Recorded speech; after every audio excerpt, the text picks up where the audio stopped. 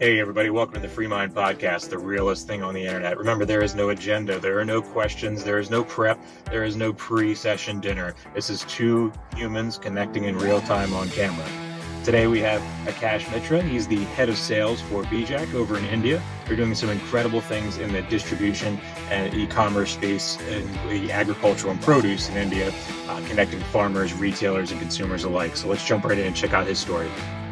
My name is Akash Mitra. I'm based out of India, currently working as a sales head for an agri-tech company, one of the largest agri-tech companies in India. And this company was founded in 2019. And so far, I have spent about more or less 3 odd years in this organization. And let's hope life takes us ahead. Absolutely. And talk a little bit about what in your experience, when you pivoted to business sales, a lot of times we have conversations here with B2C business consumers, and talk about what style it is when you're doing sales on a business to business level and how that is different than just shooting, let's say, marketing and sales and advertising outbound to the public at large. So we are also doing B2C to an extent, but we're also focusing more into B2B. And in my past experiences also, I have spent a good sum of time in dealing with B2B sales. So what happens is B2C or D2C, which is direct to consumer, as you call it nowadays, is more reliant towards marketing and other stuff. But while B2B is mostly reliant on word of mouth, or mostly it is based out of about the service that you provide. If customers are actually happy, they don't care about marketing as such. But of course, marketing plays a certain role, but mostly it is about your service and your relationship. That is I think the most important part in B2B sales. Yeah, that's definitely one of the things is marketing is important, but the personal relationships are really so important when it comes to B2B sales. And that's, I feel like I appreciate hearing that from you, because it makes me think that doesn't matter what country you live in. That's the fact. It is a fact, irrespective of, even if you're doing exports, or because in exports and imports, it plays a very, very key crucial, it's an important role, because, you're mostly trusting on your relationships. Because there are certain technical stuff where you are entirely reliant on the other side of the business, where documentation does play a key role in ensuring your safety and continuity of the business, so on and so on. But again, if your product is great and your services are great, then of course, and the relationship plays an important role, because. Believe it or not, there are whatever services you are providing, someone else probably is doing the same. So nothing exclusive or absolute unique about yourself. But it is what makes us as an individual unique is about our take on the business, or the relationship, or the relationship that we have with the other counterpart. So it's interesting too, like most people, and when I talk to, and I'm very anecdotally speaking from my experience, but most people think that business to business sales is very sterile and it's very automated and things like that. And I try to explain to people, it seems like that because of the strong relationships that exist. Because once the activity that you're seeing is established because of a relationship, and how much different it is than, like I said, that shotgun approach or that kind of netted approach of B2C sales. So I appreciate, and it's nice that you guys, that you have the balance of the two, because one thing that's a theme in here is the most successful people I've met, whether monetarily or just in their careers as a whole, it's the ones that are able to look at multiple industries and multiple facets and be able to see what's going to happen in their industry prior to, based on their knowledge of other industries. So it's one of those things that, no, it's fantastic. Can you walk me through kind of like from your sales strategies of what you're doing now, or even in your entire history, one, like a case study of some success, some very successful sales campaign that might have surprised you. And then on the flip side, maybe one that started to fall apart, but the team rallied together, and some examples maybe of pulled it out successfully. So You mean business wise, right? Yeah, business wise. Yep. Yeah. So there are a lot of instances. I'll start with the bad ones. So there are certain incentive structures that you play around with your team. It is not about just about the end user, because it is the people who drive the business. It is not always about numbers, and I heavily rely on people. I know AI and machine learning and all these things are going to take over, but I think in the entire existence of humanity, people have not been taken over so far.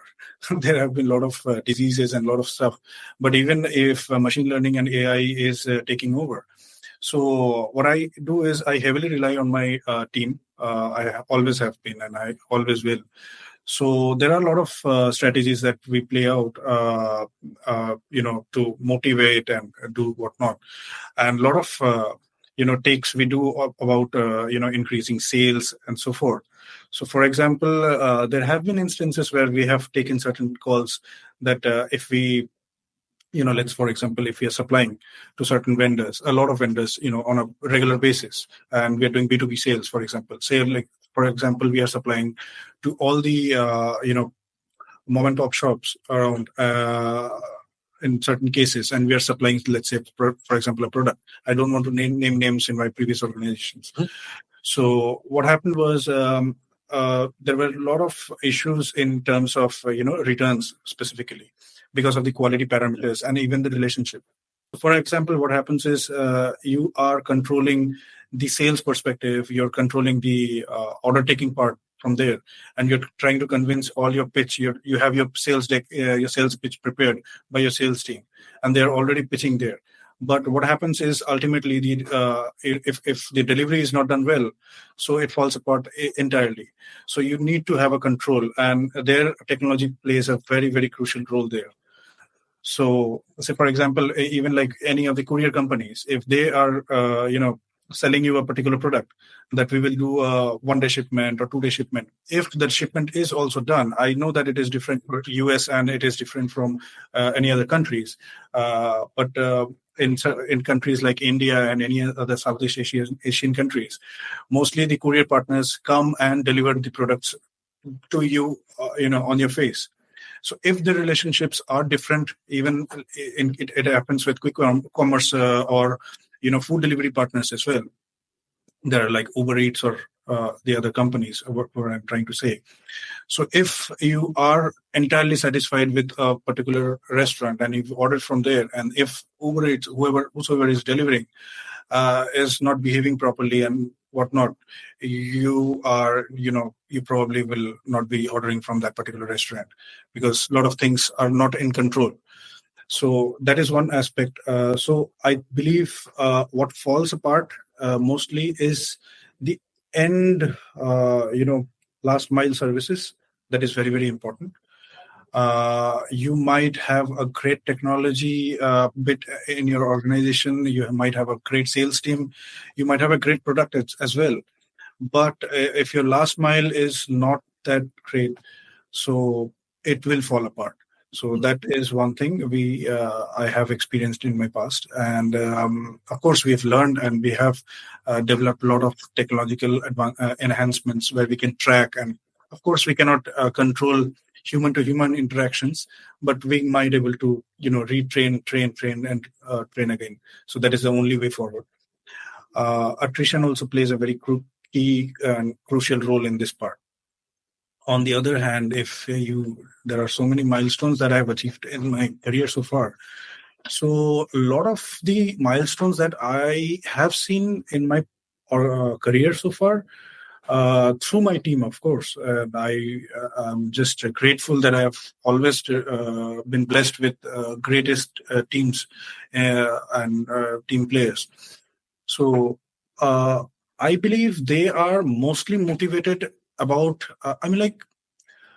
I should not be saying this, but I believe, I hope Nate will agree on this, that anyone who's working for an organization for a very long time, or even a very single day, he's not working for that organization to be very specific, be it any company. He's only working with his peers and his senior reporting manager.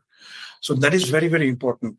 If you have that control, and in today's world where layoffs are happening on a regular basis, people are demotivated by nature. But in perpetuity, if you can keep on motivating your team, be it through recognition, praising them in front of everyone else, or have certain financial inclusions in terms of incentives. So these are some of the very important factors, and it is a very important part that you have to play as a manager, or as a sales head, or as a marketing head, or as a CTO or CXO, whosoever you are, that you need to stand up and fight with the other department in certain cases, and you need to defend your team, because by human beings, by nature, we tend to blame others, right? And we want to defend ourselves. So there, not everything is hunky-dory and great going on anywhere. Even big organizations, Big Five and whatnot, they are also not that great. So everywhere there is certain problems. Every household has some problems of their own, and they're try to fight between each other. But you have to stand with your people, with your tribe. So that is very, very important. Absolutely, and with that, there's that. Let's take that last mile delivery, because that's kind of what we're talking about right now too. That last mile, that delivery, and for those in the United States listening, we're talking about Uber Eats, still DoorDash, things like all those types of things. The same thing over for India. Walk me through, for someone who's sitting in North America and looking at that. What are the unique experiences that you have on the last mile? And then that way we can kind of think about things in a comparative way. Okay, so I am probably one of the blessed people on earth to be alive in India right now, because I'm probably experiencing the best of times in India right now. There are a lot of developed countries everywhere. India is developing, and it is one of the fifth largest economy so far. While 50 years back, it was nothing. Right, it was probably the top 50 or something like that. So there is something unique going on technologically, specifically in last mile wise. So we have something called UPI, and it is the simplest thing possible. So you can imagine, I believe so in Northern America, or even in Europe and a lot of other parts of the developed nations, you guys are used to using cash, right?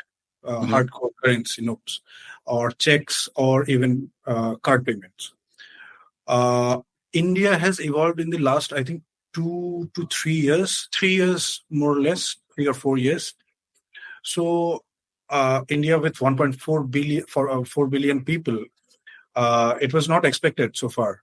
So what was unique is the government introduced a specific medium of transaction. So what we do normally in India is everywhere, be it a street side vendor, a cobbler, or you're buying a Gucci shirt, or you're buying a smartphone, wherever it is, in restaurants everywhere, there are small QR codes printed and placed over there. It is linked with a typical bank. So what you do is you just open your iPhone or your mobile, you open a scanner on the banking app, and you just scan that QR code. Either there are two parts to it. Either you have a wallet where you already have deposited money, just like Uber coins or something like that, or it is directly linked to your banking account. And it is that secure, and it takes like less than probably 1 second. And you just scan that QR code. You just enter the money you are supposed to do, and you just send the money. And that there is a speaker, smart speaker that is installed, and on that smart speaker the QR code is actually printed, and it just plays out that 10 rupees or $10 have been received. So any street side vendor, or let's say a coffee shop, for example. So what I have seen last mile wise, even so, last mile is not necessarily that a delivery system. It is about the It can be an exclusive brand outlet or multi-brand outlet or something like that, even a coffee shop or something like that, even a restaurant. So what happens in a coffee shop is there is a queue going on. I think you would be able to relate to this, right? So every morning there is a huge queue. You're waiting for your turn. You're giving your cash out, and you're waiting for your change. Certain cases, the change is not there. The barista would ask you to, give the exact change to be precise. If you're not having that extra exact change, then you end up, paying more than extra tip. So what happens is the period taken to make the coffee, almost 50% of it goes in giving the, short change back, right? So what happens here is the people are actually in India are focused in making coffee, which is their actual job, and they're not bothered about giving back changes or something like that, because he's constantly hearing about that X amount has been received, X amount has been received, X amount has been received. That's it. Mm-hmm. So which is great. And that technology is I think even has been implemented in France. You can actually buy, so the government is actually exporting this technology to multiple countries. And believe it or not, there has been a huge surge. I don't have the exact numbers to be precise, but there has been a huge surge of digital transactions, which in India, there is a huge part which are not, well connected with internet and stuff. But due to this thing, there are all these big, giant, network companies. They have set up their towers, and even the network coverage has been expanded drastically. So even in these rural and the isolated villages have that internet cover. India, I believe, so is the topmost or the second most after China in using internet, and we are using digital money. That's it. So we have left. I think I am not even carrying any cash on me. So, and is from a societal standpoint a huge shift? Yes. So talk a little bit about that part, where for anybody in North America, they're like, oh, great, you pay with your credit. It's like, no, like talk about in India, how big of a deal this is for culturally to shift from a currency. It's a mass cultural shift, to be very honest, because we were always used, because human beings from the invention of currency, we are used to keeping the cash in our bank. We tend to keep it very safe in our wallets. But now I don't care. I have my mobile with me, and I have my iPhone. I just scan it and I just pay it. So it is, and you also get credits. Credit cards are also digital nowadays. So that is one thing. So I think all these innovations, and there are these companies. It is not just the government or the society, to be precise. It is just a medium. So, for example, like Visa or MasterCard, that is a medium. Then there are a lot of banks like Barclays or Chase Bank or whatnot. They are using the medium of Visa to use the debit card or the credit card, right? So it is the UPI that is actually helping you to do the transaction. So there are a lot of banks. There are all these banks. You have your own preferred bank. You like their services. You get a lot of benefits. You have those banks. And I can use from banking to banking through just, by scanning a QR code. That's it. I think more in my organization, I don't think anyone has any cash anymore. So that is something very odd.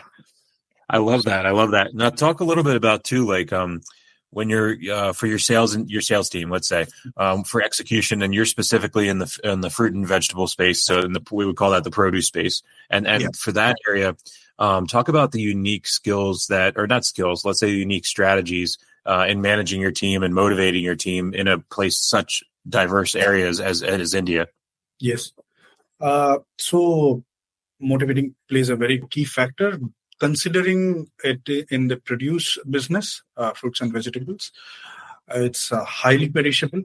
It is one of the most difficult industries to be in, because you have to have the exact forecasting, because sales, it is not about just going to one place and just selling your product, not just about pitch and you're done with the deal.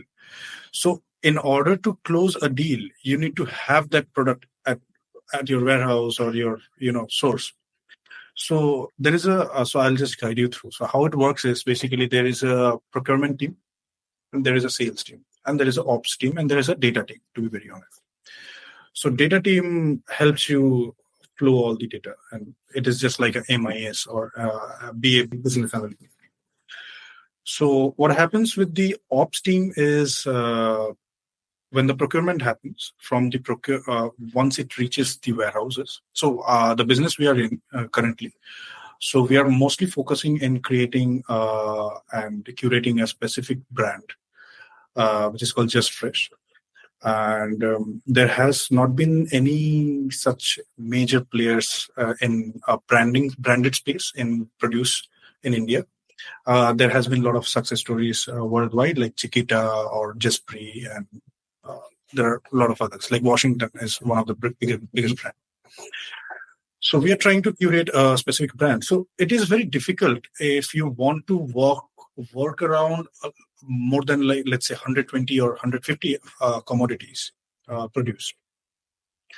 So all these big brands, like even Chiquita, they have only worked with, I think, banana, and the other product that they have worked with is pineapples. Mm-hmm.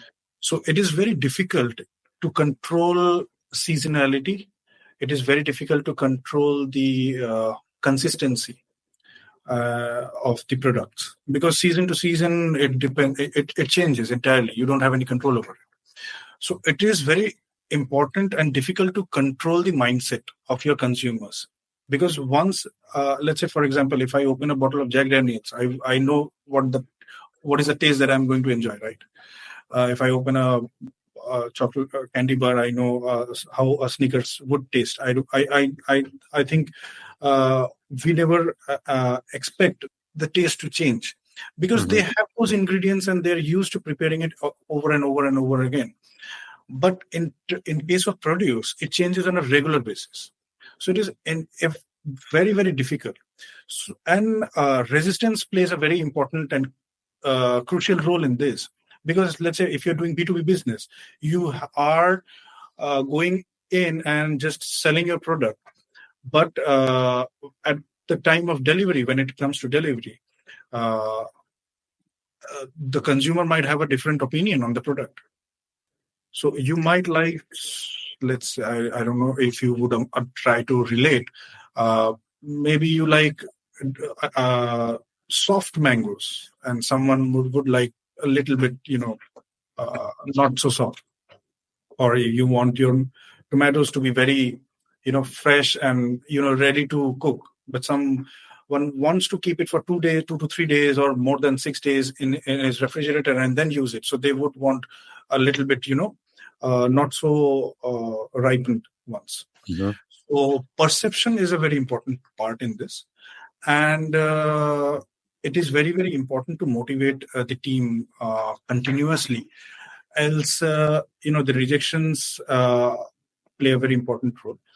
And educating your consumers play a very important role in this part as well. Not only the team has to be managed, but the retailers or the businesses has to be managed as well from our end, because they need to be aware of what we are selling is in line with the market as well.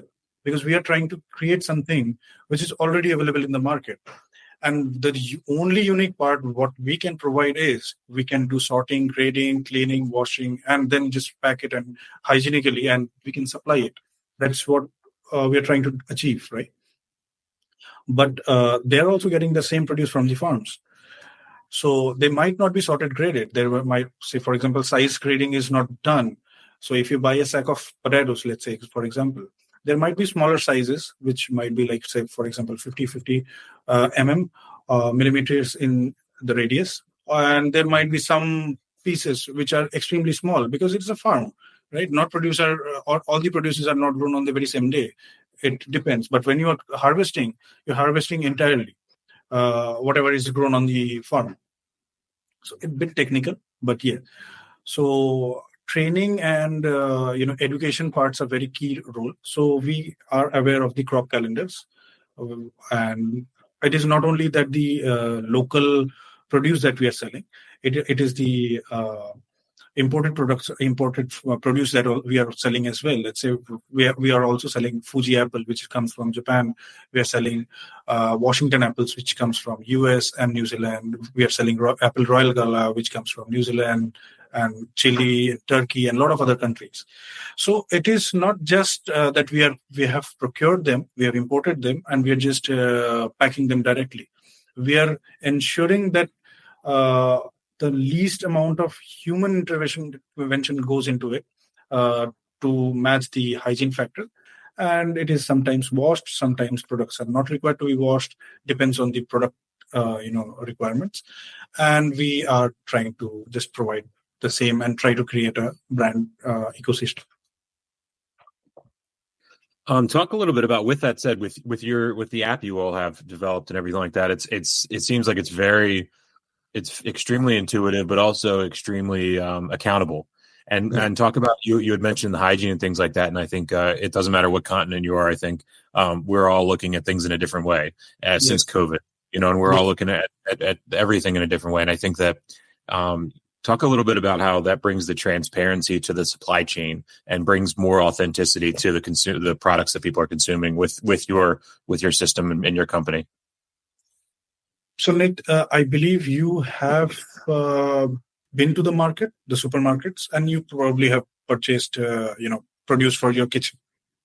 So you might think you are the most efficient person in purchasing the produce, but it happens 1 out of 10 times, I would assume, I won't say more than that you have bought it and few pieces have been not as per your expectations. So that is one of the key factors. So when you are going to any shop and you are not aware when the product was harvested and when it is going to expire, right? It is just a produce. It's just a simple mango, or it is just a strawberry. You don't know when it is going to expire. You don't know what kind of temperature it has to be kept in. So what we are doing is just like, how would I articulate? So let's say FMCG. FMCG is dominating because of the traceability factor. So when we are going and purchasing a bar of a Snickers bar, we know when it was manufactured and when it is going to expire, right? We know if it is near expiry, we are not supposed to buy it. It is common sense. So it is same thing that is happening with our products. So all the products that we have, which are in consumer pack sizes, have expiration dates on it. It is about some legality in the part, because when you are packing something, you have to put the expiration date, which traditionally we are used to. We go to any shop, just like old days, and we just pick them out and put them in a brown bag, and we just weigh them and just put a sticker on it and just check out, and we just bring it back to our kitchens. So in this case, after COVID, which has played the most important part in generating fear, as well as I think people have been concerned about the hygiene factor. So when I mentioned that the least amount of human intervention goes in at times of packing our products, so people trust that if the product is packed and it is branded, there's some accountability goes in there. So in historically, we used to let's say buy milk from local farmers, right? Historically, I mean, everywhere in the entire whole world. But people have shifted to pasteurized milk and branded milks, be it whichever country you are from. It is because of the accountability. Say, for example, if we go back to our history or our roots, we see our grandfathers, or even before that, people used to buy milk from local farmers. And this is just to give you a perspective, Nate. Mm-hmm. So let's say if the milk is slightly thin by its density, we know that those people used to, understand that there has been some adulteration, some mixture of water or whatnot has been done to the milk. And if it is very thick by nature, you know that it is very fresh and very healthy. But the concept changed when people got awareness. That's again, some adulteration could be done in order to make the milk thick. So then people started shifting. There had been a paradigm shift, and people shifted to some particular brand where there are some accountability. People know there are some checker maker, and some checks are there. And even if something goes wrong, you know who to hold accountable and take him to the court, and get what is required to be done. So similar thing I think happened for a lot of other products, even yogurt, and a lot of other products, even bread and so on and so forth. But produce in India has still been unorganized to a certain extent. It normally comes from farm to a local commission agent nearby in that farm, because not every farmer produces that much of a big quantity that it can be shipped logistically viable. It won't make it logistically viable to take it all the way to the urban metro city where it can be sold for a very higher price. So what the local agents do is they gather it from different farmers, which is ideally technically called a FPO in India, which is again controlled by the government, because so that the FPOs don't take advantage of the local small farmers in terms of price and whatnot. So they take it back and sell it to the local farmers. But what happens with us is we try to procure it directly from the farmers and bring it to our warehouses, and there even the farmers get a better deal in terms of finance is concerned. And of course, because all these middle people are eliminated, right? We are just directly procuring from there, and we are trying our level best to handle the products properly, and we are trying to create an entire brand chain out of it. It's just like it's at a different scale what you were talking about with the coffee shop when you're sitting in the queue. And it's the same exact thing. That farmer now can focus back on their business and grow in their business, and they don't have to worry about the logistics and the operation. And I think that we went so long with people taking that onto themselves and being a manufacturer, an operator, a distributor, a customer service. Like when you start listing off all the things that these manufacturers had to be, no wonder that part fell apart. You know what I mean? Because they also, one thing about farmers, they don't skimp on their principles. For the most part, they don't want to skimp on their principles when it comes to that. So they should be focused on what their forte are, which is farming. Yeah. That's what I'm trying to say is that they're not logistic organizations. There are startups and there are a lot of old traditional companies who are expert in logistical services. So they are coming into the player, and they are evolving. They are also evolving. They are bringing in new technologies where you can control. You can even there are applications where you can check if a product is required to be transferred in a particular temperature, which you have set from the farm to your warehouse. It might be more than let's say 500 miles or more than 1,000 miles away from the farm to your actual destination. And you can actually see at what is the temperature that the vehicle is being a real time. You can check that. And if anything goes wrong, again, you can put a finger on that logistic company. Awesome. That's awesome. When you for your experience prior to getting into this space, what do you feel like? Do you feel like your prior experience was transferable into this, or did you feel like you were starting over from scratch? Because this is an extremely Herculean effort you're taking on as far as that goes. So it's a difficult question to answer. So I'll try my best to give you a precise and brief answer about it. So what happened was, my experience entirely was, I started my career from apparels. I was working with some of the MNCs in UK as well as in India. I got transferred. I did my post-graduation from UK in Aberdeen, which is in Scotland. So after that, I was working there, and I came back to India. And I didn't quite really enjoy working in apparels in the fashion industry. I was into sales, but still I didn't catch up there, to be very honest. And then I slowly and very quickly moved to FMCG, which I really wanted to be a part of.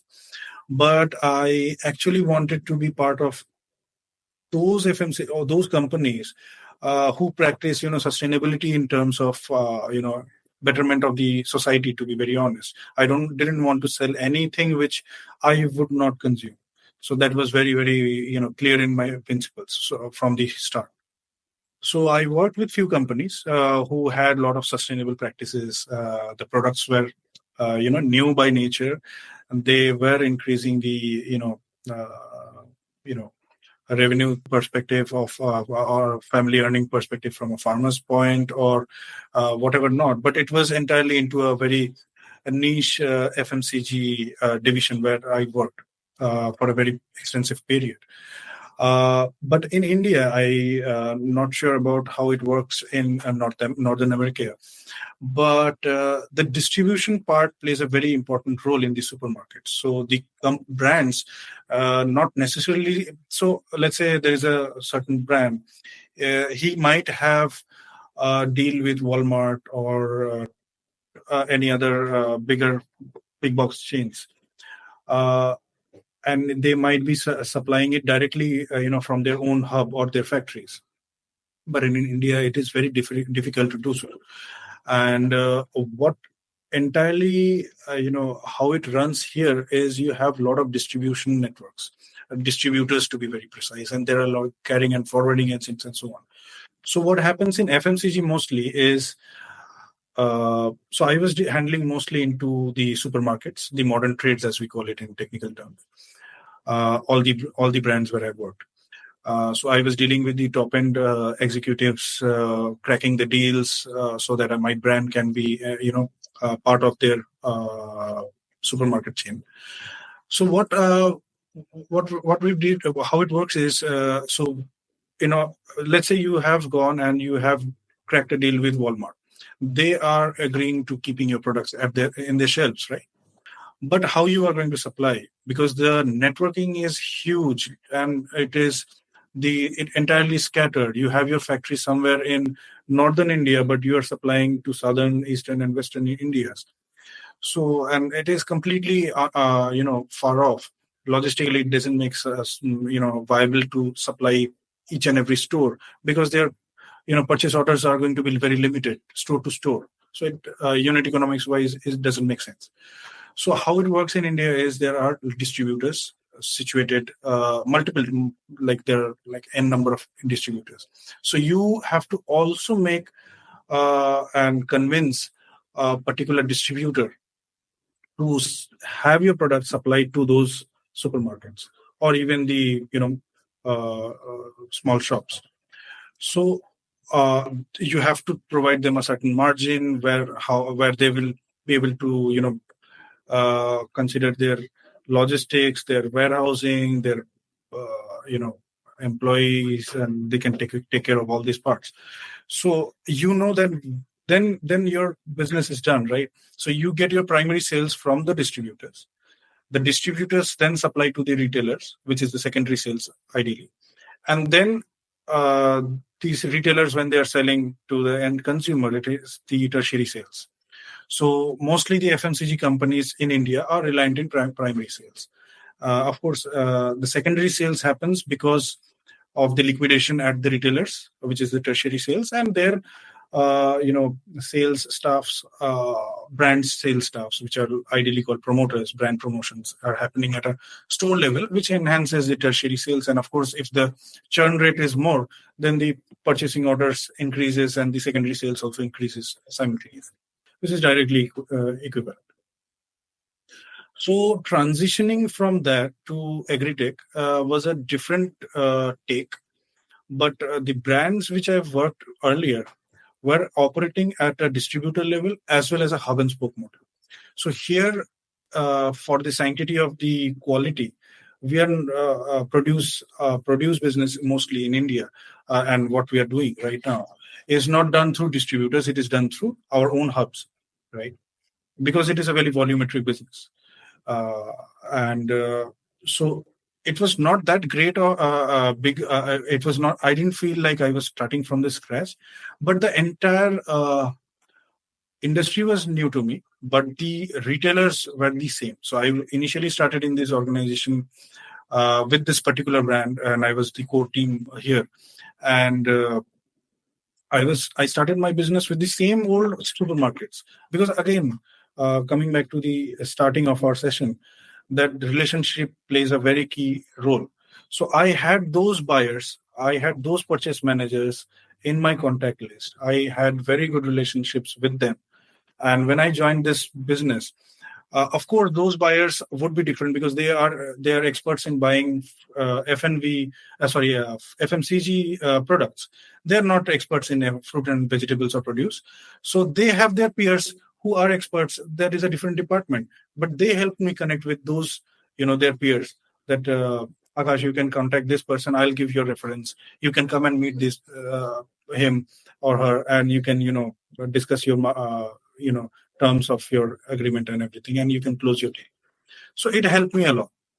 So of course, learning this entire produce business was very difficult for me for the first, I think, 6 or 7 months, but I got a hang of it. And I mean, like, it's been 3 years, and so a lot of people actually have helped me learn this business.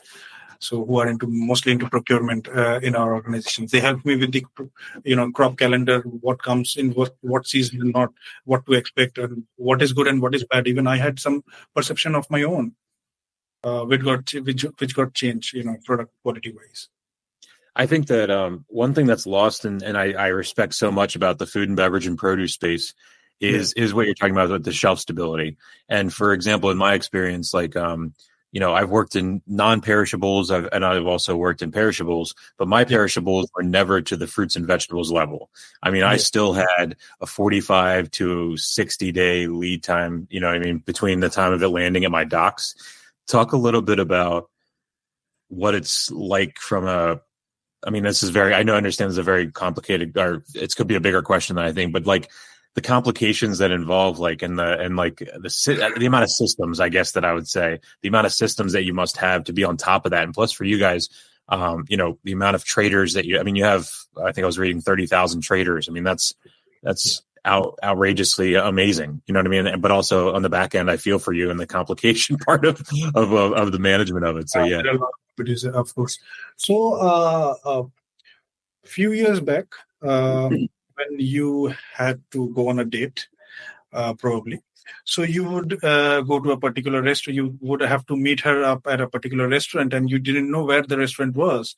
So probably you had to ask few shops here and there, or some bystanders that where that restaurant was, right? But now you don't do that.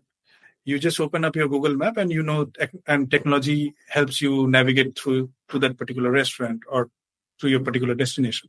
So technology plays a very key and important part in this particular question that you are asking about, the interchanging dynamics of the shelf life of the products. So it is very critical. So like I was saying, so forecasting plays a very important role. So if I have to forecast what I am going to sell 4 days from now, so that is how it works actually. Yeah. So I have to predict.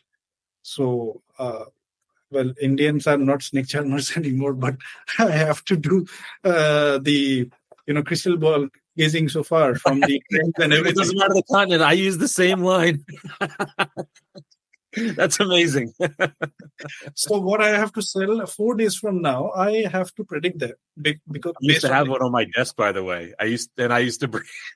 When I was in wholesale distribution, when the breweries would come in and they'd say, "What are you doing next year?" I would grab the crystal ball and show them. So I didn't mean to interrupt you, but I had to share that. I love the crystal ball, but yeah. So what happens is basically I have to predict what I'm going to sell on the day 4, and considering today's day 1, I have to inform my procurement team that what they need to procure today. They have to inform the farmers that tomorrow I need this much of produce. So they are going to harvest that much. It will come to my warehouse. It will go through all the processing part. and I have to sell it on. I have to take orders on day fourth, and it will be supplied on day third. I have to take the orders, and day fourth it will be supplied. So you can understand, because I am processing it at my warehouse level, the prices would end up being different from day four, because a farm who's harvesting on day four is directly bringing it to the market on day four. But I have procured the products on day 3 or day 2. So there might be a price difference as well. So that also I have to take into account. And of course, the cost of capital involved is again an important role in there. Not only that, the perishable factor, if my forecasting is off, then the products, if I have procured in excess, it is a very big problem because I have to liquidate it somehow, and which ends up hitting the margins as well. Though we have to develop a lot of other channels where we can liquidate it in certain manner. If there is a ketchup manufacturing unit or something like that, they might not look into the cosmetic aspect of the product, but the end products in general. So let's say a chips factory, or let's say a ketchup making factory or a juice factory, they are not looking into the cosmetic factors of a mango or orange. But when you are going, or me, I am going to the market and purchasing a orange, I would look into the cosmetic aspect of it. I don't want black marks or spots or something there. So if the products is not sold on day 4, if we do a audit, it goes through a very ruthless auditing process. If the products can be sold on the very next day, if it is not, then it has to be sold in B grade, which is a tough call to take, but we have to do that. Then it is on the in one of my departments, they have to maximize the profits, because I cannot liquidate the products lesser than the prices that I have purchased in. So there are certain stakes involved, where we need to have those liquidation channels where we can immediately liquidate it. Because if the liquidation doesn't happen on that particular day, on the 6th day, for example, then it has to be dumped, obviously. So it has to go waste. So because we don't want to take any risk, selling it in the market and someone getting sick. So that is again a very important part. What do you see? For the last question for that, and I appreciate that, because that's so. The stakes are so high every day, and it's just one of those things where it doesn't matter. It doesn't matter what day it is, because your shelf life is so small. It doesn't matter what's going on existentially or externally in your life. Excuse me. It's going to be fast, and it's going to be quick, and decisions have to be made.